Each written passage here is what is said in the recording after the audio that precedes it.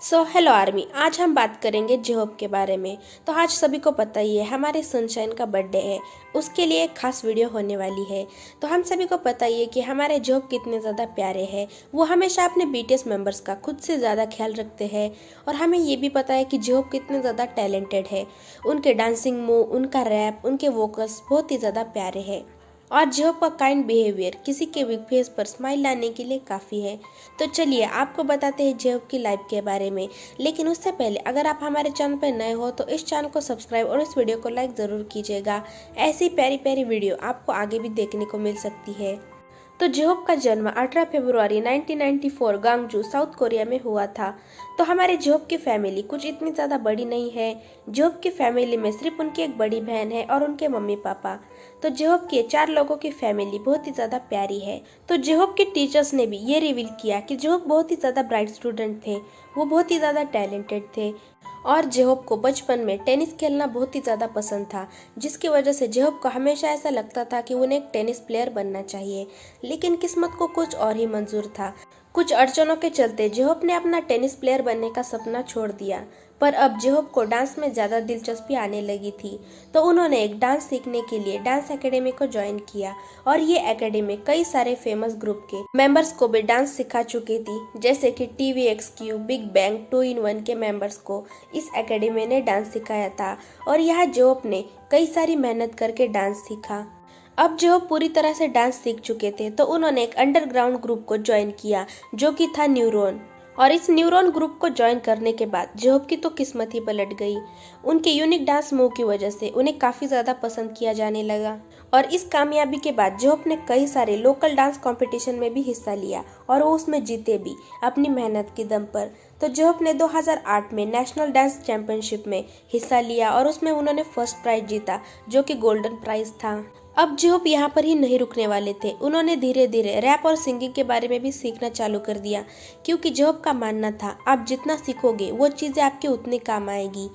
अब अपनी dancing, rap और सिंगिंग को मजबूत करने के बाद जेहोप ने K-pop के लिए ऑडिशन देने का सोचा और उन्होंने कई सारी बड़ी कंपनीज में ऑडिशन दिया। लेकिन उन कंपनीज में रिजेक्ट होने के बाद भी जेहोप ने कभी हार नहीं मानी और उन्हें बिगिट के बारे में पता चला। उन्हें पता चला बिगिट एंटरटेनमेंट में ऑडिशन चल रहा है, तो जेहोप ने उसमें ऑडिशन देने का सोचा। उस टाइम पर बिगिट कंपनी इतनी ज़्यादा कुछ बड़ी नहीं थी, फिर भी वहाँ पर जेहोप ने अपना ऑडिशन दिया और वो सिलेक्ट भी हो गए थे। तो अब जेहोप एज अ ट्रेनी बिगिट में आ गए थे। लेकिन ये इतना आसान नहीं था। जेहोप ने कई सारे बुरे दिन देखे और अपने बैड डेज में जेहोप ने कई बार ये सोचा कि वो गिव अप कर ले और जेहोप ने कंपनी को बीच में ही कई दिनों के लिए छोड़ दिया, जिससे BTS को भी काफी बुरा लगा था और जंगकुक तो रोने लग गए थे।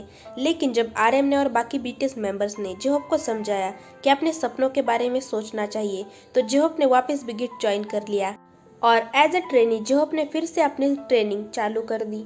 अब ये चीज़ें उनके लिए इतनी ज़्यादा आसान नहीं थी, लेकिन जेहोप और BTS ने ये प्रूव कर दिया कि हम करेंगे और हम ये कर सकते हैं।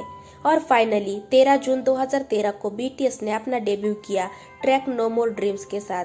अब जेहोप आइडल बन चुके थे, लेकिन चीज़ें अभी भी संभली नहीं थी। जब जेहोप ने K-pop आइडल के रूप में डेब्यू किया तो उनके कई सारे फैंस उन्हें हेट करने लगे।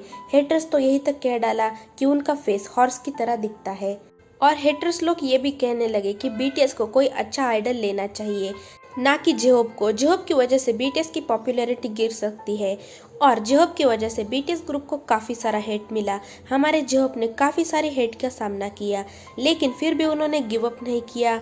उन्होंने सिर्फ अपने वर्क पर और अपने सपनों पर ध्यान दिया और आज आपको पता ही है BTS ग्रुप के रिचेस्ट मेंबर हमारे जेहोप ही है। तो देखा आर्मी, हमारे जेहोप ने बिल्कुल भी गिव अप नहीं किया और उन्होंने हेटर्स को भी दिखा दिया कि आपके पास अच्छा फेस होना ज़रूरी नहीं है, बल्कि आपके पास टैलेंट होना ज़रूरी है। I don't know why people hate Jhope. मुझे तो कहीं से भी ऐसा नहीं लगता कि हमारे जेहोप अगली है। वो कितने ज़्यादा हैंडसम है यार, इसलिए तो वो मेरे बायस है। और आज आर्मी, आप देख ही सकते हो कि हमारे जेहोप के कितने ज़्यादा फैंस हैं, उन्हें आर्मी कितना ज़्यादा पसंद करती है। और आज जेहोप के फैंस के बीच उनके हेटर्स कहीं दिखते भी नहीं। सो जेहोप, मैं आपको एक ही बात कहना चाहूँगी, we proud of you our sunshine, you made it boy, you do it, we love you so much. तो आर्मी, यही थी छोटी सी वीडियो जेहोप के लाइफ के बारे में। आई होप आपको ये पसंद आई होगी। अगर आपको ये पसंद आई हो तो इस वीडियो को लाइक और चैनल को सब्सक्राइब जरूर कीजिएगा। तब तक के लिए बाय बाय, टाटा और सारांगी, और happy birthday Jhope, we love you so much.